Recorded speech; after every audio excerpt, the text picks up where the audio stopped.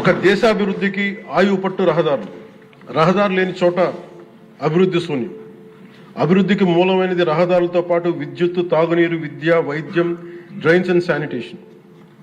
దాదాపు 2 ఏళ్ల పాలనలో ప్రపంచ కప్ గెలిచిన visually challenged women cricket team captain Deepika మొదలుకొని మొన్న పోలీస్ జాబ్స్కి మేము లెటర్స్ ఇస్తున్నప్పుడు ఉద్యోగంలో వచ్చిన యువ కానిస్టేబుల్ కానీ, ఉదయగిరి నియోజకవర్గంలో స్కూల్ పిల్లలు కానీ, ఇలా ఎందరో ఒకటే అడిగారు అధ్యక్ష, మాకు కనీసం నడవడానికి, మా స్కూల్కి వెళ్ళడానికి, మా ఊర్లు వెళ్ళడానికి, మాకు రిలేటెడ్ ఊర్లు వెళ్ళడానికి రోడ్లు వేయండి అని నిండు గర్భిణీలు కూడా ప్రాణాలు అరచేతులు పట్టుకుని కొండలు గుట్టలు దాటుకునే పరిస్థితుల్లో జాతీయ ఉపాధి హామీ పథకం కింద PM జన్మన్ రాష్ట్ర ప్రభుత్వ నిధులతోటి అడవి తల్లి బాట పేరిట 625 గిరిజన గ్రామాలను అనుసంధానిస్తూ 1005 కోట్లతోటి 1069 కిలోమీటర్ల రహదారుల నిర్మాణం చేపట్టాం.